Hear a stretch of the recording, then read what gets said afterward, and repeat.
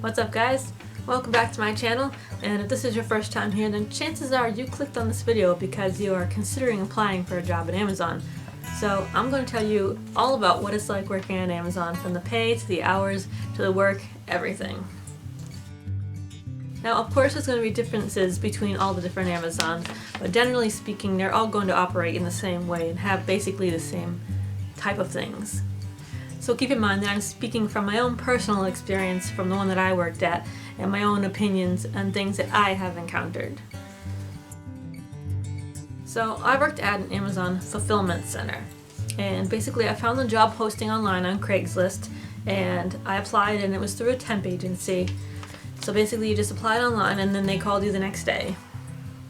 The job was for a third shift, which is overnights, and it was only for seasonal. So I only worked from October to December, so it was only 3 months and then I was done.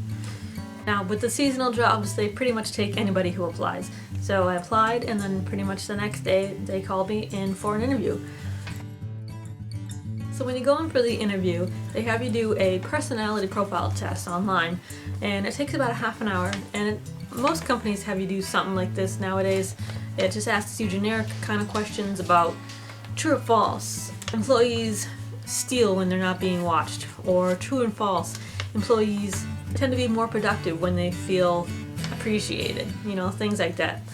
I don't think there's really a pass or fail on that, but it's just something to see if you're a right fit for this company. Pretty much seasonal, they take anybody. So after they do the personality profile, they have you do a drug test, and it's just the cotton swab inside of your cheek, and just to check for drugs and whatever, because they are a drug-free workplace. And so they do that and they tell you the results the next day. I'm pretty sure if you fail that, then they probably won't hire you, but and then the last thing that they do is they take your picture, which is going to be used for your ID. So pretty much that's the whole interview process. Now usually when you think about Amazon, you get this kind of like, whoa, this like image in your head of rollers and belts and just boxes and everything very fast paced going everywhere. I'm sure a lot of them are like that, but not the one that I worked at. Mine was pretty small. The whole building was probably about the size of a high school gymnasium. Now 75% of the building was all just shelves. If you picture like a library, it just have rows and rows of shelves just full of items. So that's what most of the building looked like. The other 25% of the building was the area where they pack all the products, the inbound and outbound docks where the trucks come and go with the shipments. And in the middle of the building is where they have all the pick queues, which is just lines of empty carts and carts that have items on it that people have already picked that are going to be packed. So pretty much nothing in this building was automated. It's all man-powered. There was probably maybe 4 or 5 conveyor belts tops, and it was just going from all the pack lines going down to where the shipping goes out. So it was very, very simple inside. Your first day of orientation is so boring. You get paid for it, but it is so boring and it drags on. It's about 4 hours long, and all they do is safety training.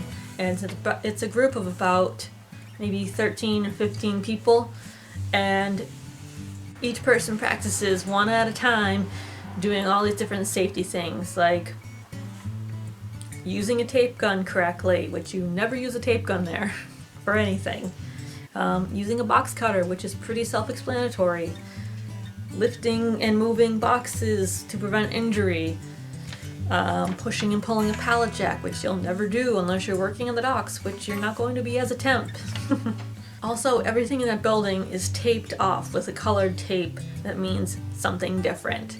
Like anything taped off in green is a walkway. Anything taped off in like red is like, don't go here. Anything taped off in blue is where carts and things go. Pretty much every area in the building is mapped out on the floor in colored tape. They even have a circle around the garbage can that says trash, so you know a trash can goes right here. I mean, they also go over different hazmat items that are acceptable and unacceptable to ship. Small things like lithium batteries and cell phones and iPods, power tools, things like that. Those kinds of hazmat items are okay to ship. Other ones that are like flammable or, extremely hazardous, only certain Amazons will process those type of items because they have different qualifications that they have to have in order to ship those types of hazmats. So you go over all those kinds of different items. And then at the end of the safety training, they give you any kind of safety equipment that you'll need. So basically everybody has to wear gloves, and these are rubber. Number one, obviously, so you don't get your grubby little hands all over everybody's different packages and items that they're buying. And then also, they do help you with your work, especially when you're packing and things like that.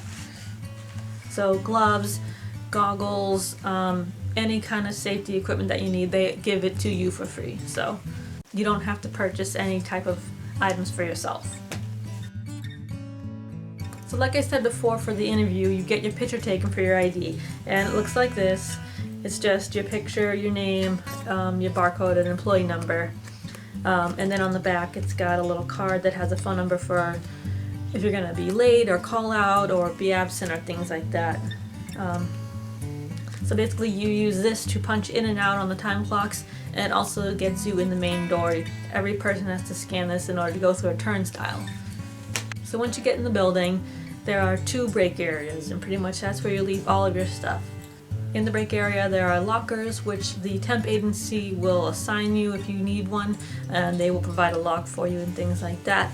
It is on a first come first served basis, so pretty much just you don't need to bring anything with you. Leave it outside in your car, or put it in your coat and just hang your coat up, things like that. There's also microwaves and like a fridge. So come break time, you do have the option to heat up food or have food cold that you brought with you. So the only thing is that with so many people, it takes a while for everybody to get to the microwaves. There's like 8 microwaves or something like that, but with so many people it just takes so long. So it's really best to just bring a sandwich or something that you don't need to heat up, because you're going to be waiting a while to get a microwave. So you leave all of your stuff in the break room. Pretty much anything that Amazon could possibly sell, you are not allowed to bring into the warehouse. So cell phones, iPods, anything like that, you're not allowed to bring in. You can just walk right into the warehouse, but on your way out you do go through a metal detector. So if you happen to forget your cell phone was in your pocket and you walked in there with it all day, and then you beep coming out, you're gonna have a lot of explaining to do, trying to verify that that is your cell phone and you didn't steal it. And it takes up pretty much most of your break time trying to fill out paperwork and explain the mishap. So don't do it. So everybody comes in for their shift, they punch in, and then they all get into a big group, and pretty much they do a group stretch before the start of every shift and after lunch. And basically they go over the nightly numbers and different targets that they are expecting you to hit for that night, and also they go over the previous night's numbers, so you know where you stand in terms of how much more or less you need to produce. So after a quick stretch and progress briefing, you are ready to get to work. So if you're a seasonal helper, chances are you're either going to be a picker or a packer, and you don't have a choice as to what job you do. You just kind of apply for general employment there, and then they assign you a job when you get there. So if you are a picker, you're going to be the people that go around to the different shelves and pick all the items that have been ordered. So basically everyone has a handheld scanning gun, and it tells you exactly what aisle and what row to go to and what item to pick from each little different cubby on the shelf. You push around an empty cart and you just fill up the cart with all your items, and once your cart's full you go put it away, you get a new cart, and you start it all over. If you are a packer, you are packing the items that people have just picked. You may be packing single items, you may be packing multiple items in one order. There are small items, it could be like a pen, a lipstick, all the way up to large items like cookware and toys and things like that. So you take your cart and you go to your pack station. So at your pack station, you have a computer, and then you also have all different sizes of packing supplies that you would need, like boxes and tape and bubbles and things like that. So you take your item off the cart, you scan it into the computer, and the computer screen tells you exactly which size box to use to pack that item. So you put it in it, you pull some bubbles down to fill the box, you press a button and it spits out the exact length of tape that you need for that box, so you seal it up, and then you put it on the conveyor next to you and it goes down to be shipped out. Simple as that. Sometimes it will print out either like a gift receipt or a packing slip if somebody requested it, and you would also put that in the package as well. If it's something that has a lithium-ion battery in it, like I said earlier, it's a hazmat item, so it would get a special label on the outside of the box that specifies that is a lithium-ion battery in here, or a lithium metal battery, and that will go on the outside of the box. When all the boxes are packed and they go down to the end, that's where all the scan packers are. Scan packers are the ones who put on the shipping label and then also sort the box into whatever area it needs to go on for wherever it's being shipped to. And then the last job that they have there is a stower. Stowers are the ones who take the incoming items and put them away on the shelves. And you pretty much just put them on anywhere you can find room. There's no specific shelves for specific items. Everything is all just mixed and you just put it wherever you can find room. And all the items come shipped in these big yellow tubs. If you picture the size of like a recycling bin or something like that, they're about that. And they give you a U-boat filled with 15 of those yellow tubs that you have to go put away at once. Once you empty those 15s, you bring back and then you get more. You repeat. Some containers can be filled with all CDs and DVDs and small items like that you're going to put away really quickly. Other containers will be filled with bigger items like toys and things like that. Basically, they're going to start you as either a picker or a packer, and they're not going to move you on to a different job until you've mastered that one. So the night is broken up into 4 quarters, and you get 3 different breaks, one in each quarter, and then the last one you obviously go home after that. So the first quarter break is after about 3 hours in the start of your shift, and it's 15 minutes long. Then another 2 hours later, it's the halfway point and you get your lunch, which is 30 minutes. The third quarter break is another 3 hours later and it's 15 minutes again. And then the fourth quarter is just another 2.5 hours later, which is when you go home. Now, these 15-minute and the 30-minute breaks are not long enough to do anything whatsoever. Not long enough to put your feet up and relax, not long enough to go get your food. It's awful. Because the more people that are there, the longer it takes to punch in and out, and the longer it takes to get your food and things like that, and it gets a hassle. And they are very strict on punching in and out on time. There were times where I was just 5 minutes late coming back from lunch, and they just like got so mad at you. And the thing is, there's 4 time clocks, but when you have like 50 people, you can't all get punched in within 1 minute before the time changes to the next minute. So say my break was at 3:15 in the morning and I punched out at 3:17. I punched out 2 minutes late because it just took so long to get to the freaking time clocks. But now I can't punch in at 3:30, I gotta punch in at 3:32. It's still a solid 15 minutes, but now you're 2 minutes cutting into their stretching time and cutting into their briefing. Well, they're very strict about punching in and out on time, even though most of the time there's nothing you can do about it because there's so many people and it just takes so long to do everything. I worked third shift overnights, which is 7 p.m. to 6 a.m. And working third shift, you get $13 an hour because there is a shift differential. So first and second shift, I don't know if they make probably $10, but you definitely get the most when you work overnights. For the first couple of weeks, you work 40 hours a week, so 4 days, 10 hours each. And then after a couple of weeks, it jumps to 60 hours a week, and they go to 11-hour days. So I was hired for Sunday to Wednesday, and then all of a sudden Thursdays became mandatory overtime, so you had to work that Thursday. You can't call out, you can't not show up, you can't say that's not what I was hired for. You show up and you work because it's mandatory. For hours and time off, they go by a point system, so every time you're late, or if you call out, or you don't show up for whatever reason, you get a certain number of points, whether it's a half point, 1 point, 5 points, and after, I forget how many points you're allowed to get before they fire you, but it resets like every month or whatever.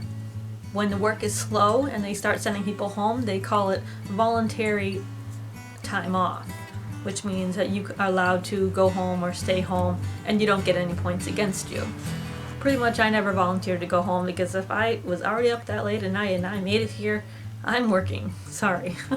So between your productivity rates and these point systems, you pretty much have to think of your time as being a seasonal temp as one long job interview to become an Amazon employee. So every job in that building has a different rate that needs to be met every single night in terms of productivity. So whether you're picking or packing, there's a certain number of pieces per hour that you have to reach as a percentage. In my opinion, you've got to be pretty bad at your job in order to not make rates. It's pretty easy. I checked my rates maybe 3 or 4 times in the beginning when I first started working there, and then after that I'm like, you know what? If my rates suck, I know they're going to yell at me, so I'm just going to keep doing what I'm doing until they tell me that I'm doing a bad job. There is kind of a learning curve in the beginning where if you're not making your rates, that's okay because you're learning, but after that, if you don't make your rates, hit the road, Jack.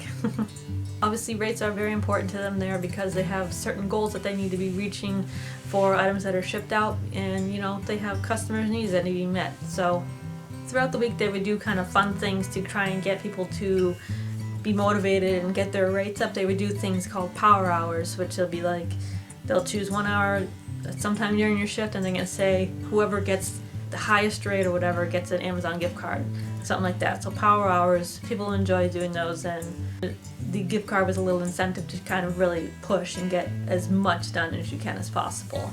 So sometimes the pickers would do pick races. They would have like 2 different pickers have their carts at like a starting line, and then they'd say go, and whoever can pick their whole cart and get it filled the fastest, would win a gift card or something like that. So they did kind of little fun things to kind of keep people motivated throughout the night. In order to make the job a little bit more enjoyable and less grueling, they would do different types of perks and things. For example, every week would be a different Spirit Week type thing where they would say, wear your favorite sports jersey or wear this kind of costume, and whoever has the best wins an Amazon gift card or an Amazon product of some type. They also give you food sometimes. One night they made us popcorn.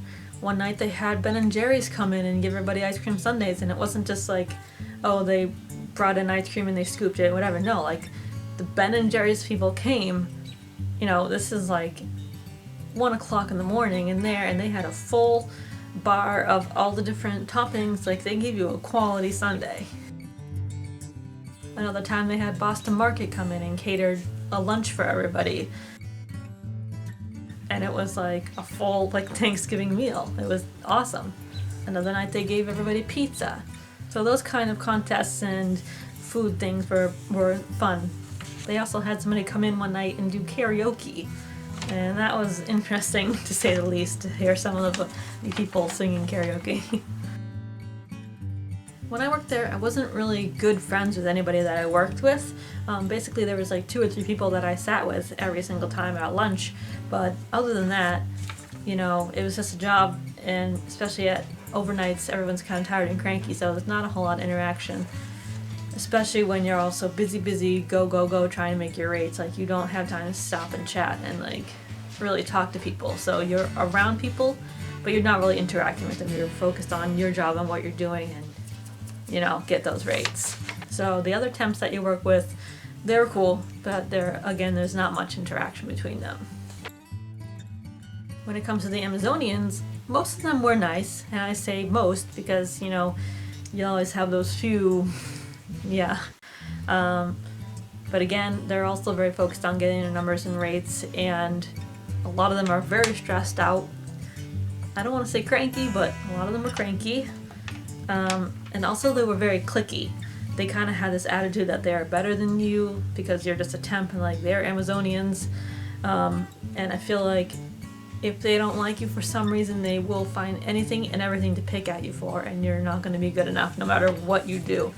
Like, when I was stowing, I was a fast stower. There was even a freaking night where I broke a record for how many pieces per hour that I put away.